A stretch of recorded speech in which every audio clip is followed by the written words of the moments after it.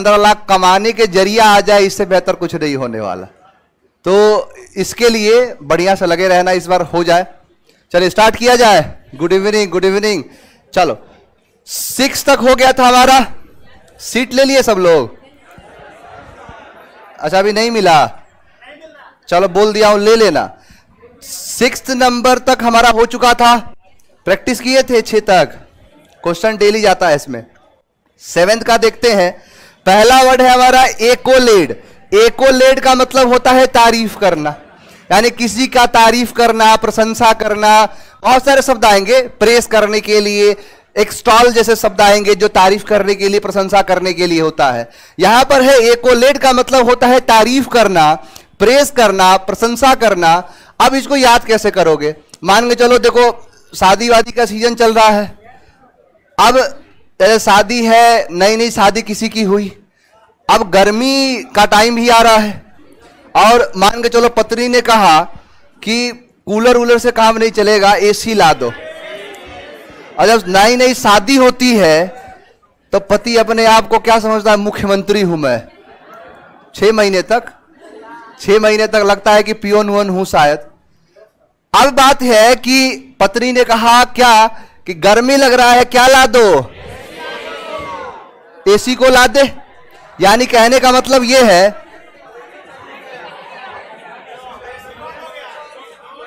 अच्छा एसी बंद हो गया, कोई बात नहीं। मैंने कहा कि पत्नी ने कहा, मैंने नहीं, पत्नी ने एसी को ला दे, और पति गया मार्केट से एसी खरीद के ला दिया। अब बताओ पत्नी तारीफ नहीं करेगी? यानी एसी को ला दे, यानी एसी ला दिया तो क्या किया? एकोलेट किया, तारीफ किया, प्रेस किया, प्रशंसा किया। नेक्स्ट वर्ड है S9। S9 का मतलब होता है मूर्ख, भोंदू या स्टूपिड। जैसे मूर्ख से, देखो एक चीज सिखाऊंगा मैं आपको आने वाले कुछ टाइम के बाद। ये INE जैसे साइड कराया था ना, साइड जिसके आखिरी में लग जाए हत्या से होता है, वैसे ही INE लग जाए तो उसका मतलब होता है उसके जैसा। परटेनिंग टू यानी रिलेटेड टू, कनेक्टेड टू, यानी उससे, उसके जैसा। जैसे इसमें बहुत सारे शब्द आएंगे। बोवाइन, गांव के यानी काऊ के जैसा, गाय के जैसा। कैनाइन, कुत्ते के जैसा। अब इसी में आता है S9, यानी S9 का मतलब क्या हो जाएगा? गधे के जैसा। यही शब्द आएगा। अब देखो यहां पर वैसा ही शब्द है, इसको वैसे भी याद कर सकते हो कि जो गधे के जैसा का मतलब क्या है? जैसे ऐसे मान के चलो आप अपने दोस्त को कहे कि तुम गधे के जैसे हो, इसका मतलब क्या है? कि मूर्ख है, बेवकूफ जैसा है, स्टूपिड है, उसी को कहते हैं S9। अब S9 का मतलब होता है जो मूर्ख है, भोंदू हो। अब देखो यहां पर लगा है S और यहां पर है 9, यानी S मतलब गधा, और कितने गधा? 9। अब मान के चलो 9 गधे तो बहुत बड़ा गधा हो गया, तो यही क्या है? इसको वज्र गधा, यानी S9 जो बहुत बड़ा क्या है? मूर्ख है, यानी भोंदू है या स्टूपिड है, कुछ भी कह सकते हो। यानी सीधा कहना बेवकूफ के टर्म में, मूर्ख के टर्म में यूज करना। तो S9 का मतलब मूर्ख हो जाएगा, भोंदू हो जाएगा। नेक्स्ट वर्ड है असे। असे का मतलब होता है मूल्यांकन करना, यानी किसी चीज को जांचना, खास करके इवैल्यूएट करना। जैसे मान के चलो कि कोई आपने काम किया, उसका इवैल्यूएशन होता है कि उसका क्या है, कितना असर हुआ, कितना अच्छा है, कितना बुरा है, उसी चीज को कहते हैं असे करना। जैसे आप मान के चलो कि सब्जेक्टिव एग्जाम जो होता है, जैसे मेंस का एग्जाम होता है, तो मेंस में तो लिखना पड़ता है ना, ऑप्शन तो नहीं है कि पहले का A, दूसरे का B, तीसरे का C।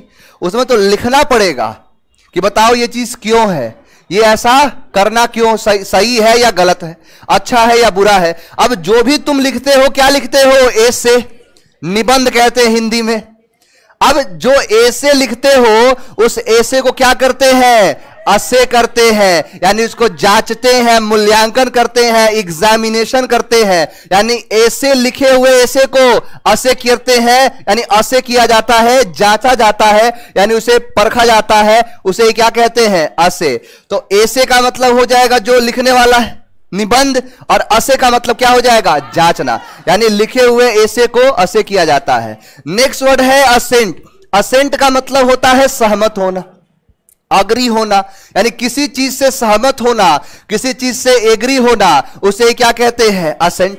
अब मान के चलो कि कहीं पर जा रहे थे, अब शरीर से कुछ इस प्रकार की चीजें निकल रही थी कि सामने वाला कोई चाहता नहीं कि तुम साथ रहो। अब क्या हुआ कि इलाज मिल गया, गए मार्केट में ऐसा सेंट लगा के आए कि सभी चाहते हैं मेरे पास बैठो, मेरे पास बैठो। यानी असेंट, ऐसा सेंट लगाया कि सभी लोग क्या हो गए, सहमत हो गए। यानी तुम्हारे जो भी काम है, या फिर जैसे मान के चलो कि ऐसे इसके पहले वाला जो एग्जांपल बताया, अब शरीर से बदबू आ रही है, अब कोई बोलेगा कि पूछोगे जाके बैठ जाओ, तो बोलेगा ना, बोलो नीचे बैठो।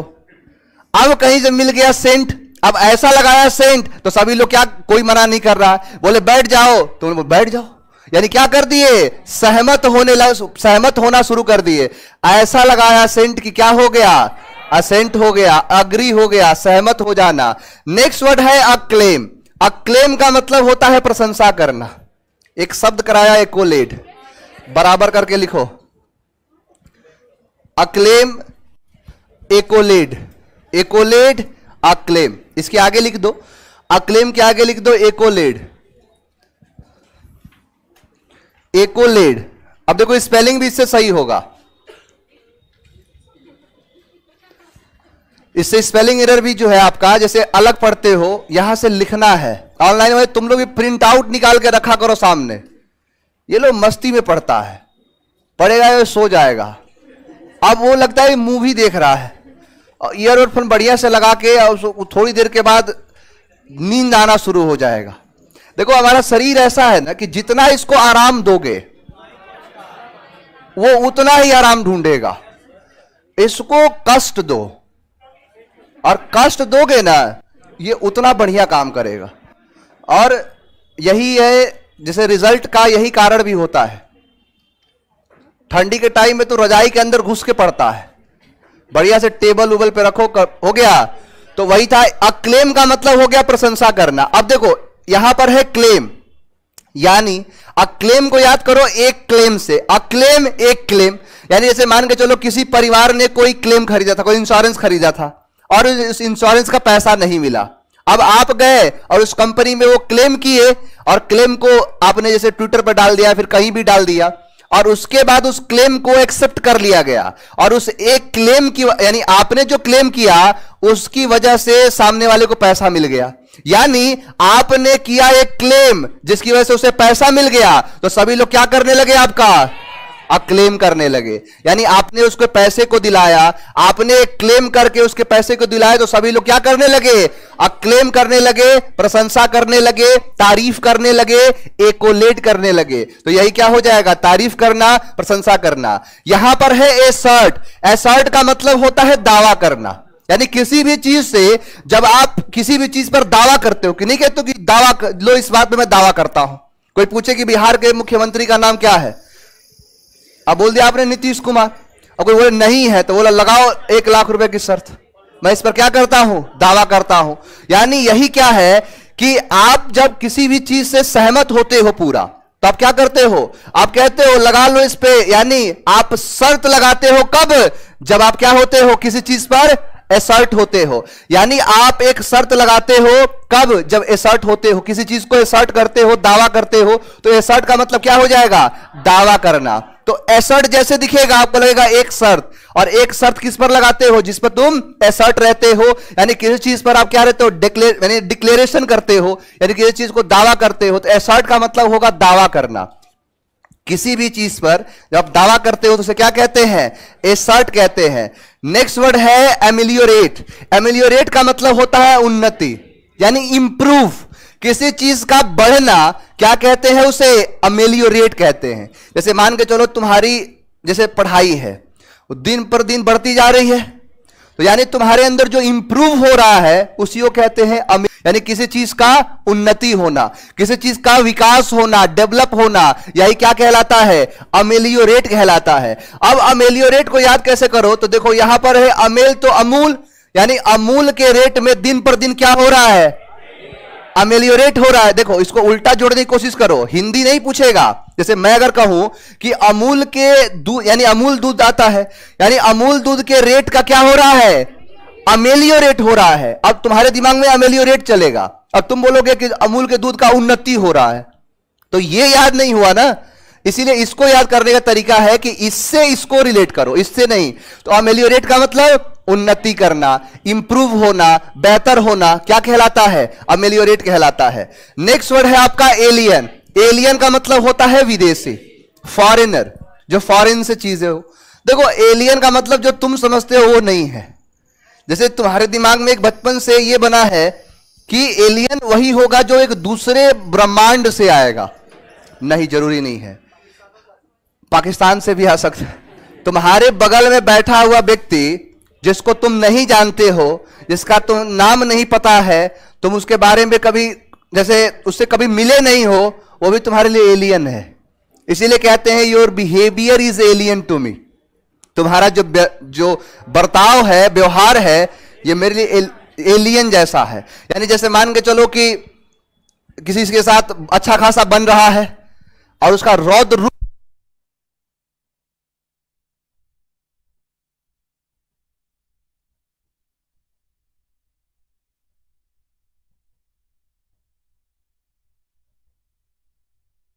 जैसे मान के चलो कि किसी के साथ अच्छा खासा बन रहा है, जरूरी तो है नहीं कि आज जिसके साथ बन रहा है हमेशा बनेगा ही। तो आज तो बन रहा है, सब कुछ लग रहा है कि अगर जिंदगी हो तेरे संग हो।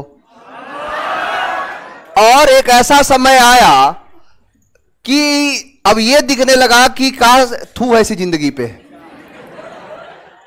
अब ये कब होता है कि जब आपको ये फील हो जाए कि ये जो है जैसा सोचा था वैसा नहीं है, तो उसी समय पर आवाज आती है कि योर बिहेवियर या फिर this behaviour is alien to me. यानी ये जो बिहेवियर है इसके पहले मैंने तुम्हें कभी देखा नहीं था। उसी चीज को भी कह सकते हैं एलियन। यानी एलियन का सीधा ये मतलब होता है कि जिससे पहले आप कभी परिचित नहीं थे, जिस चीज को आपने कभी पहले देखा नहीं है, जिस चीज से आपने कभी आपका काउंटर नहीं हुआ है, उस चीज को क्या कहते हैं? एलियन।